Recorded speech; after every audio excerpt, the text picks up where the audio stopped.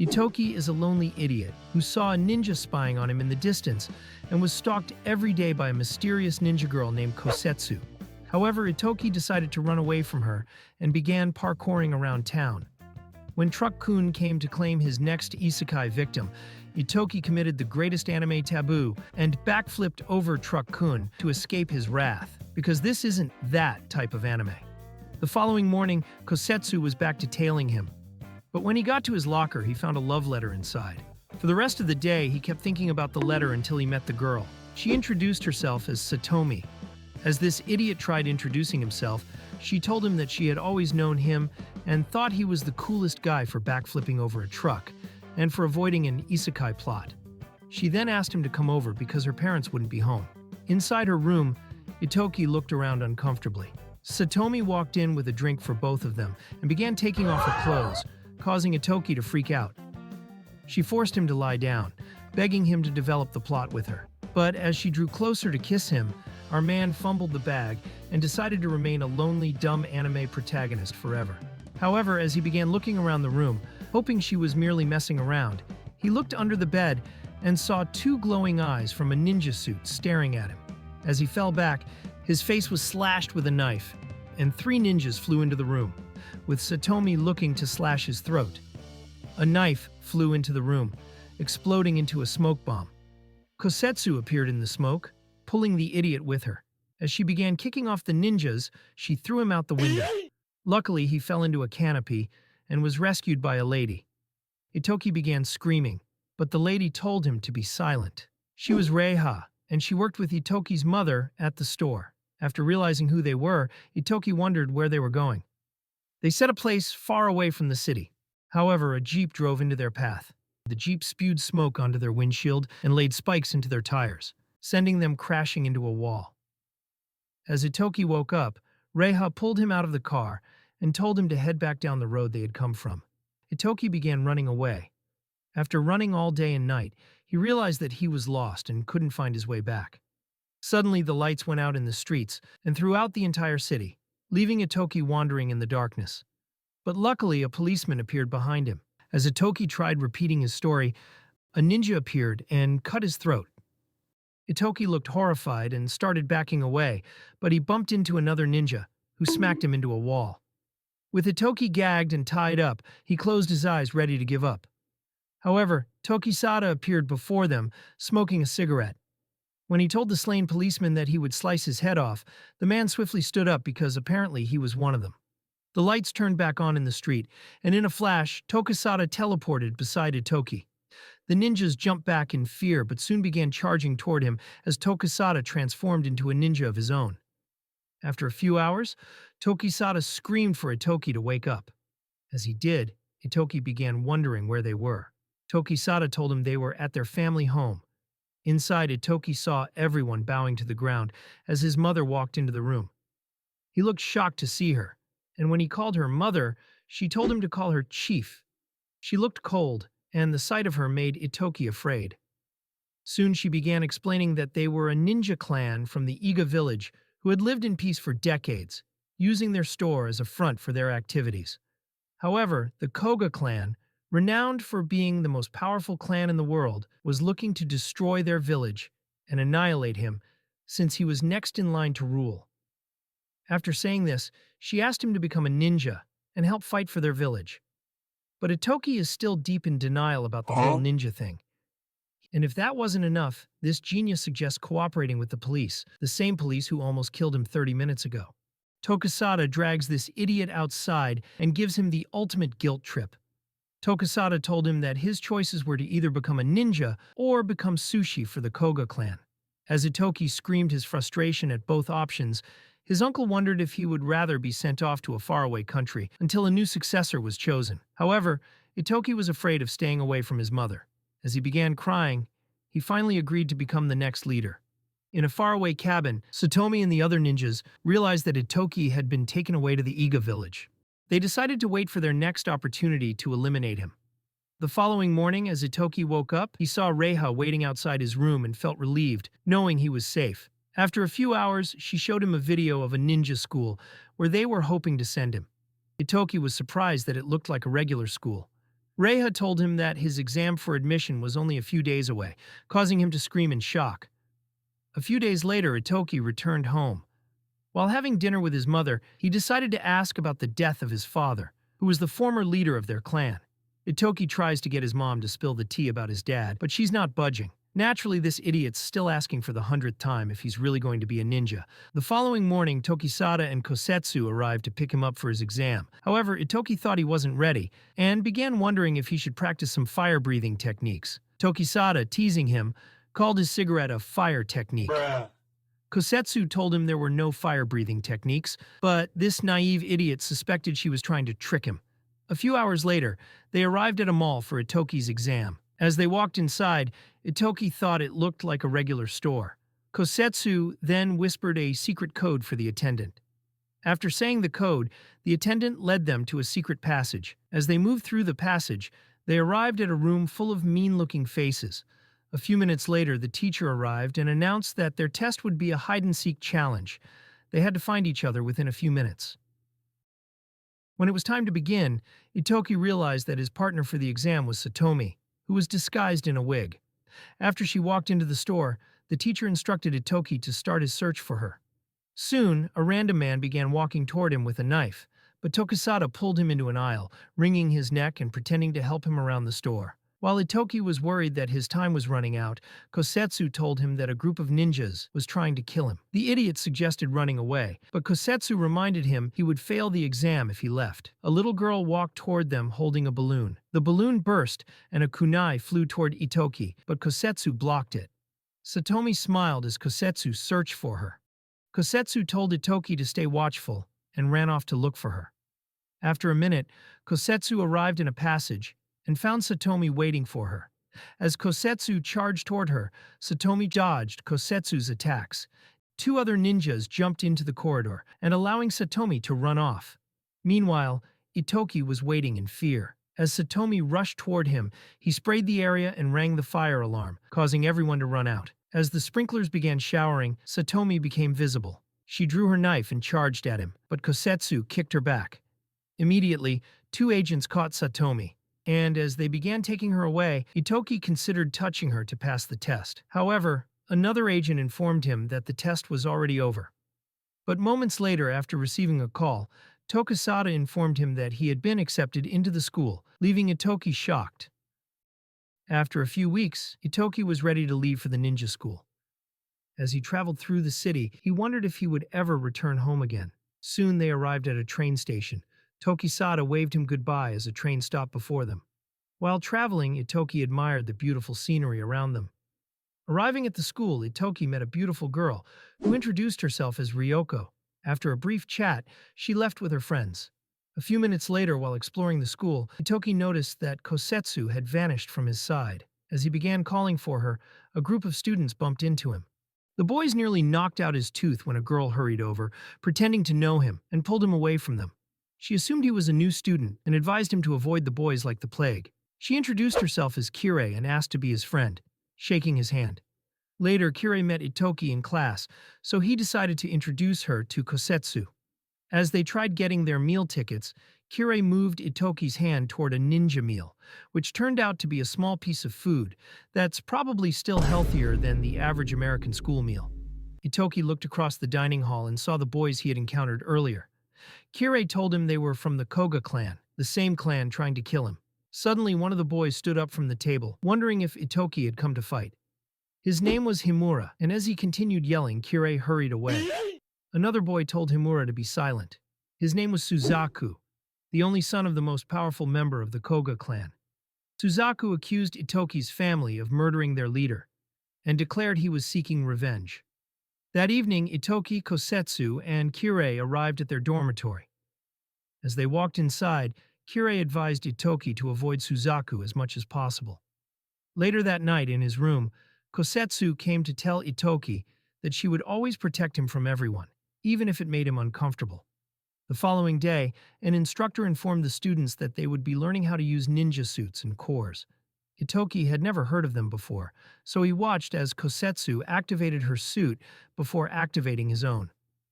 When the teacher instructed them to travel across the island for their prize, the students swiftly ran off, jumping down the mountain. However, Itoki discovered that he couldn't move in his suit. Kosetsu ignored him and ran off. Luckily, Ryoko found him and started adjusting his suit, explaining that it was too tight. After helping him loosen it, she pushed him off, and he began running. But after a moment, he fell to the ground. Meanwhile, Kosetsu and Suzaku were climbing to a rooftop. Suzaku suddenly flew toward her and struck her with a kick. Kosetsu managed to block it but began falling. As soon as Suzaku claimed his prize, Kosetsu also claimed her own. Itoki and Ryoko were running across a bridge when they saw Suzaku running towards Itoki to attack him. As he jumped, flying towards him with a blow, Kosetsu punched him away. After running across the bridge, Itoki found a broken core and decided to find who it was, but realized that it was Kirei, who was already beaten up and her prize stolen from her. Itoki decided to help her get it back. As a group of bullies cornered another student, Itoki approached them demanding Kirei's prize. This lights a fire in our boy, who attempts the ultimate anime move, the Talk no Jutsu. Unsurprisingly, it doesn't work. The leader knocked Itoki around and nearly destroyed his core, but Itoki swiftly rolled away. Itoki rushed towards him again, and as he grabbed him, the boy pulled his hair and threw him away. The leader stepped on Itoki's head, ready to squash it, but the master appeared before them and told them to continue their task. Before long, Itoki returned the prize to Kirei as he was able to steal it back before getting thrown away. As he helped her to the bridge, they found Ryoko returning. He asked her to help Kirei return, and soon hurried to finish his task. However, by the time he arrived, he found the master eating what was left of the prizes. The next day, as Itoki went to get his meal card, a group of bullies threatened to beat him up, but Kosetsu decided to stay by his side for support. As they tried eating, Kirei and Ryoko joined them at the table. A week later in class, the teacher told the students about a test they had to take in, proving their abilities as a ninja, but Itoki didn't know what she was talking about. After the class, he asked Ryoko to teach him how to use weapons, as he thought he would have to defend himself in battle. However, Kirei walked in on them and told him that the real test was to sneak into her office and steal the answers from her vault. That afternoon, while Ryoko was showing Itoki a ninja device, she began telling him about her dream to continue as a ninja forever, but her father wanted her to become a dutiful wife after leaving the school. This made her sad, and she thought about never returning home again. In Itoki's room later that night, he wondered why he was chosen to be the next leader of his clan, as he thought he didn't deserve the position. Kosetsu told him that the clan was only concerned about passing on leadership to whoever was next, and it didn't matter if the leader couldn't even change his own diaper. The following day, while Itoki and his friends were plotting a way to break into the teacher's office, two boys asked to join their parade. Having seen Itoki take on the bullies during their task, they thought he was the perfect role model. Itoki decided to accept them into the group. At school that night, Itoki and his friends snuck through the corridor, heading for the teacher's office. Ryoko gave him a drone to spy on the office, and as he threw it, it flew into the office, scanning the vault and keys. However, on its return, it smashed into a glass, alerting the teacher. Immediately, the students began flying out of the window, but Itoki's hook came off, and he began falling. He was caught mid-air and pulled up before the teacher saw him. When the teacher began chasing Kirei, she threw a smoke bomb and ran off, screaming in fear. Inside the office, Itoki and Ryoko discovered that the key to the safe had vanished. Before long, a group of bullies began beating up Itoki's friend, so Kosetsu hurried to save him. Afraid of getting caught by the teacher, Ryoko decided to hack into the safe and was finally able to steal the answers. However, the following day in class, as they prepared to take the test, they discovered that the answers were completely false, leaving them utterly screwed. After the test, Himura and his gang laughed at them because they had switched the answers in the vault before they arrived. The next day, Itoki and his friends began cleaning the school as punishment for failing the test. Kosetsu suddenly pulled him aside and told him that there was a mole among them working with Suzaku and his friends, who had switched the answers in the vault to sabotage them. The following day in class, the teacher told them about their upcoming exam in the coming weeks, which involved extreme activities that could lead to their deaths. However, Kirei told him that he would get kicked out of the school for being a disgusting weakling. While walking through the corridor, Itoki and Kosetsu came across Suzaku, who promised to kill him in the exam. That night in the dormitory, when his friends decided to create a plan for their exam, Itoki told them that he was going to bed. With a spy in their midst, all their plans would essentially go up in smoke. However, as Itoki and Kosetsu began to leave, Ryoko hurried to him and gave him a special mask that would change his face whenever he wanted. She thought he would need it in the exam and forced it into his hand, even after he declined it. When Itoki and Kosetsu came into his room, she told him that she would annihilate Suzaku during the exam. Itoki, however, was worried that it would be too dangerous for her. Frustrated, he reminds her she doesn't need to throw her life away for him. Fair point. Who wants to die for this guy anyway? But in the end, she was determined to carry out her duty, reminding him that she was his protector. That night, while walking through the street, Itoki came across the master, who invited him for tea. As they drank on a rooftop, the master began telling him about his father. He had met him several years ago and thought Itoki was just like him. However, Itoki was in no mood for a conversation, so he thanked him for the tea and left. The following day, while Itoki was looking for Kosetsu, she jumped out of a tree before him and told him to steal the core from her suit. As he lunged at her, she dodged him. But when he lunged again, she smacked him to the ground.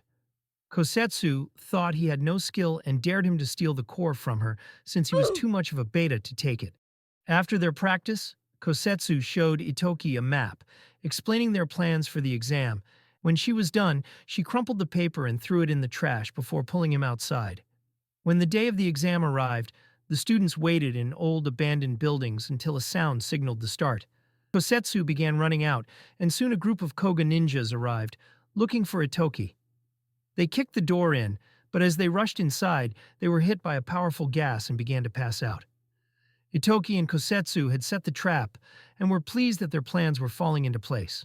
With only one survivor left, Itoki confronted him and realized that he was the spy in their group who had led the ninjas there using the map Kosetsu had thrown out.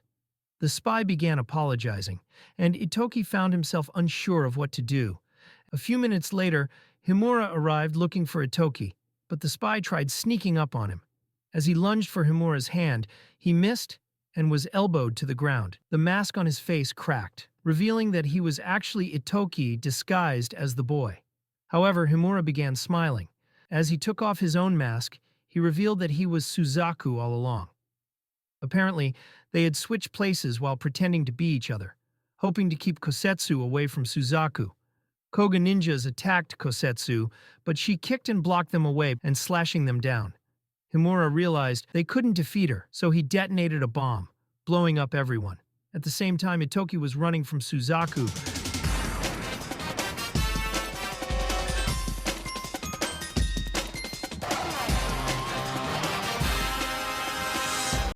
Before long, Itoki was kicked to the ground, and a kunai was thrown into his back. The deranged youth drew his knife and lunged to stab him, but missed as Itoki rolled away. Determined to survive, Itoki thought that his death would only awaken more desire for revenge. He began running again, but Suzaku, certain that killing Itoki would bring him peace, pursued relentlessly. Creating smoke, Itoki vanished. Drones began flying towards him. Itoki took advantage of the distraction and swiftly slashed Suzaku's core. With his suit now powerless, Suzaku realized it was too late to fight back. However, Itoki had no intention of killing him. As a blaring sound announced the end of the exam, Itoki collapsed on the ground, unconscious. Several days later, he woke up in a hospital with his friends all staring at him, happy to see him alive. Kosetsu, having stayed by his bedside day and night, immediately passed out from exhaustion. A few weeks later, they visited Itoki's family home for the holiday. Itoki showed Ryoko and Kirei to a room where they could stay.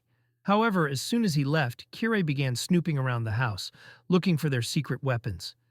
She summoned a small bird, and moments later it delivered a secret message to Suzaku about Itoki's home.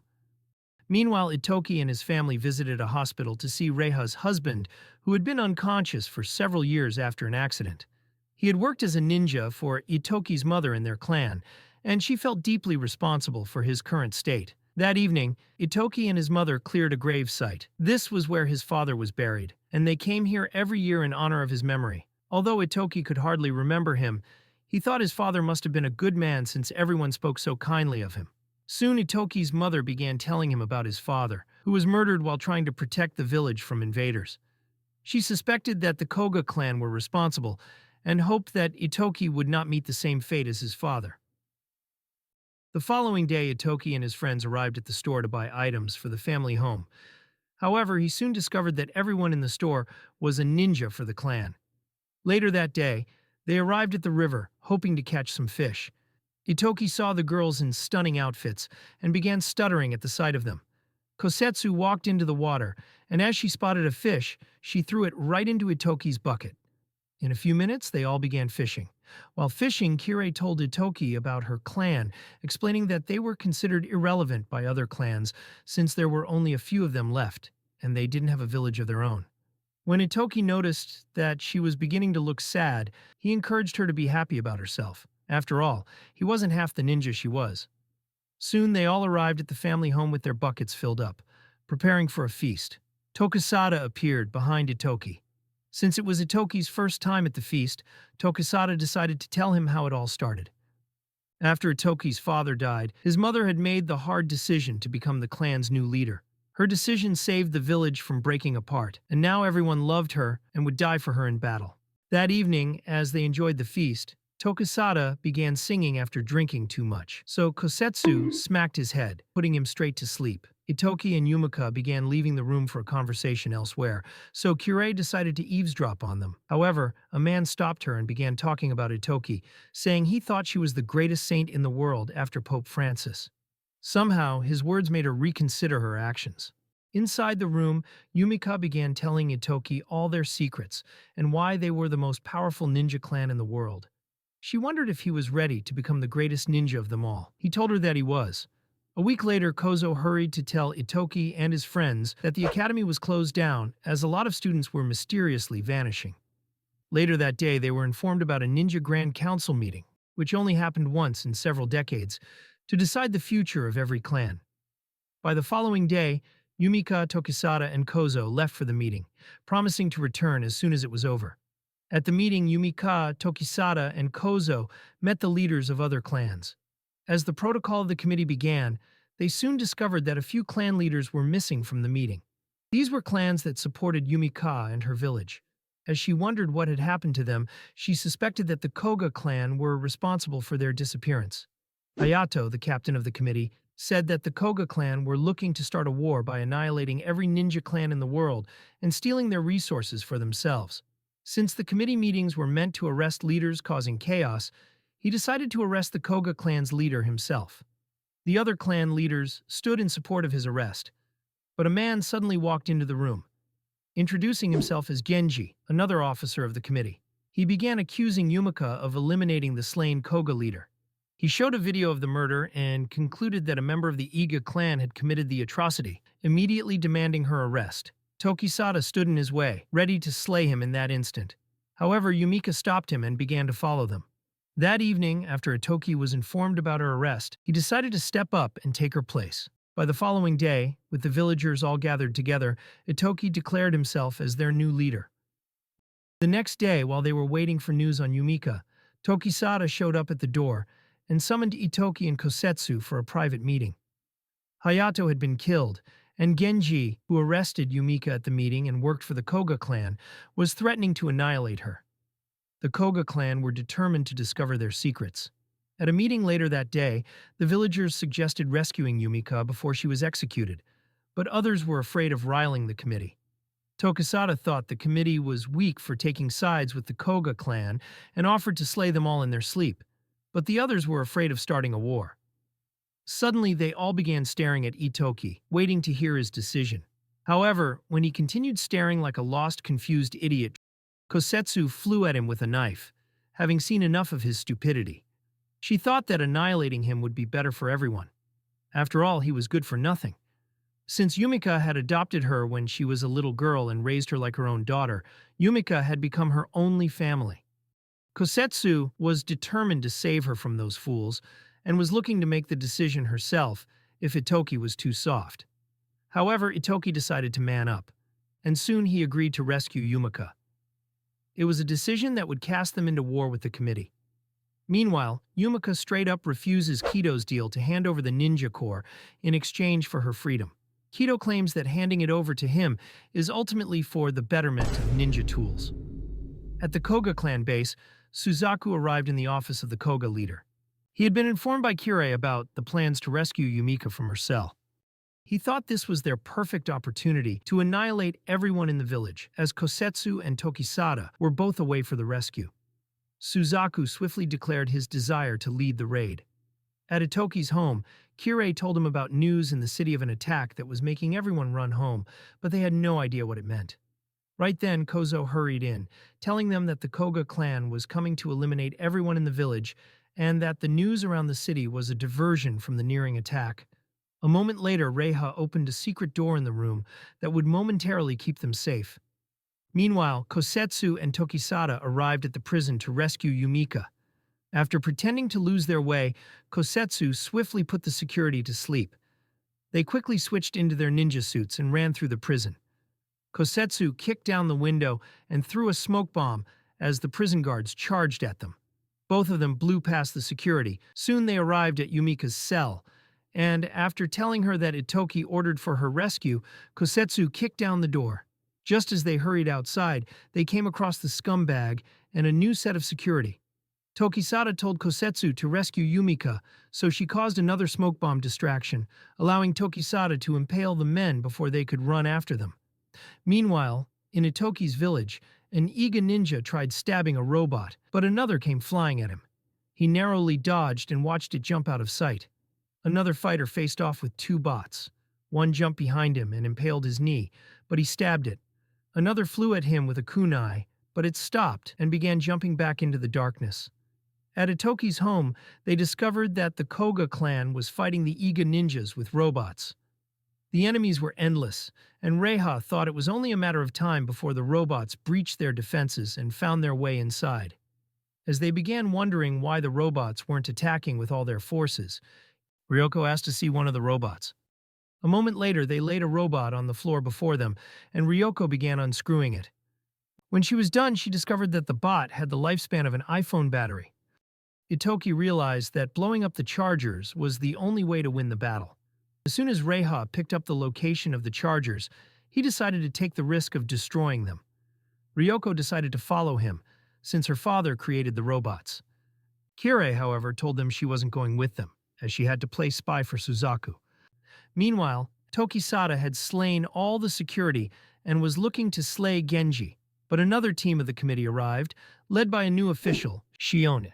She had worked with Hayato before his murder and discovered that Genji had slain him. She commanded her team to arrest him, but as two of the men flew at him, he caught their hands mid-air, determined not to get caught. Tokisada grabbed him from behind and put him to sleep before walking away. At the same time, Kosetsu and Yumika arrived on a mountain and discovered that the village was under attack by the Koga clan. When Kosetsu thought they were better off staying away, Yumika told her that she wished to fight for the village. Meanwhile, inside the village, Itoki and Ryoko found the chargers, and Itoki suggested blowing them up immediately. With the majority of the Koga forces away at the moment, he thought this was their only chance at destroying them. Ryoko gave him the bombs she made that were sure to blow everything up to smithereens. They thought about putting the bombs on the chargers, but now wondered how they would get close enough before getting spotted. Ryoko decided to show him a bomb that would shut down the robot bots for a few seconds. When they were ready, Itoki rushed out of the bushes towards the machines, and Ryoko threw up the bomb, causing the bots to freeze in that instant. Before long, Itoki was kicked back by Himura, who was looking to destroy him, just like in the exam. Immediately, Itoki threw a disc into the air, and Ryoko took Himura down as he began running again. However, the robots all came alive and caught him and Ryoko immediately. Surprisingly, one robot took the bomb from him and suddenly began running towards the charger. Himura ran after him, and as he tackled the machine to the ground, he discovered that the bomb was already on the chargers. Itoki directed the disc, smashing into the bomb and blowing up everything in its path.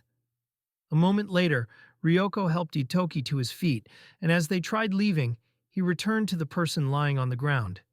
As her mask broke, they discovered that she was Kirei. She had pretended to be a bot and helped get the bomb on the charger as her way of helping them for her betrayal. As the bots began coming alive, Itoki carried Kirei in his arms and began running off. Back at Itoki's home, Yumika and Kosetsu arrived, happy to see everyone safe. But suddenly, Kosetsu began moving around and screaming like she was in terrible pain.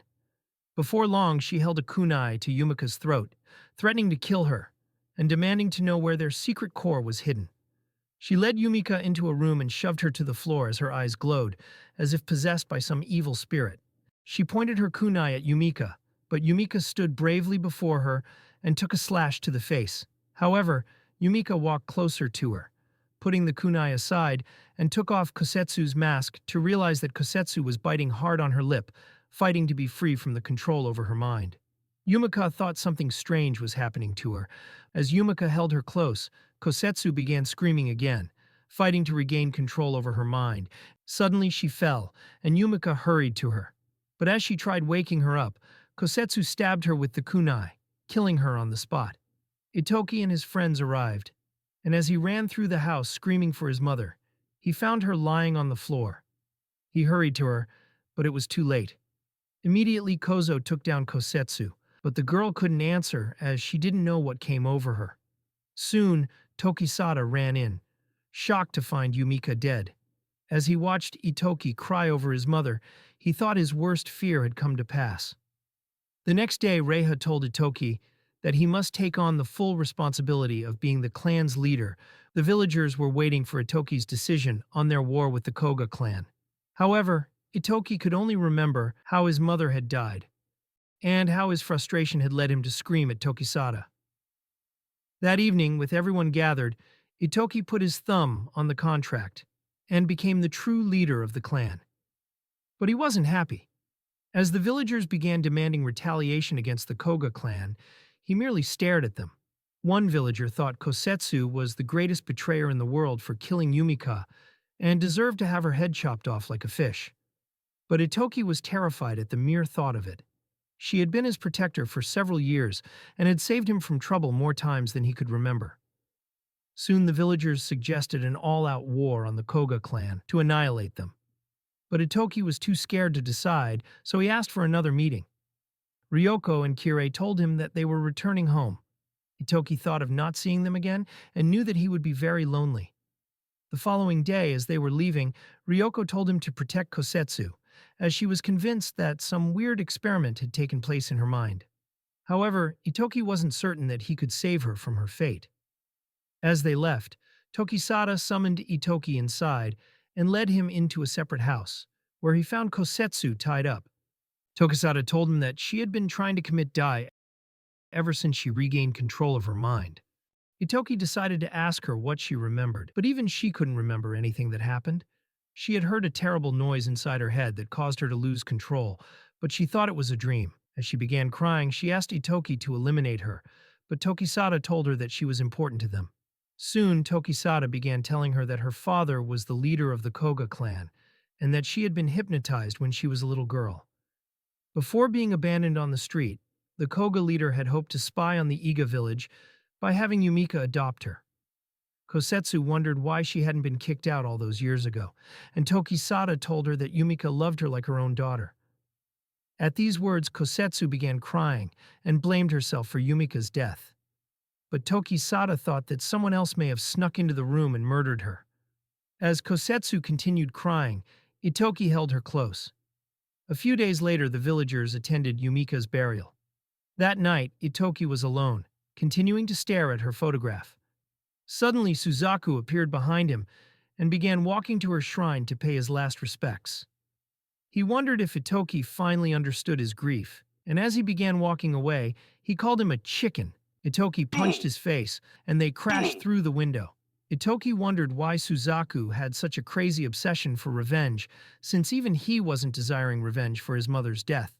But Suzaku only cared to see their village crumble to dust. He swiftly pushed Itoki off, telling him that his bitter and rotten soul was beyond redemption.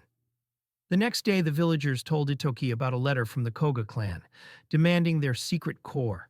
They wanted Itoki to grant their request for war, but he still wouldn't decide, and asked for a few more days to consider.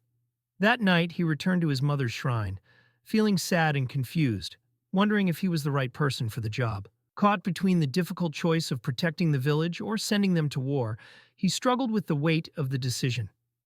A few days later, Itoki arrived for another meeting with the clan and informed them that he would be passing their secret core to the Koga clan, demanding half of their resources in return.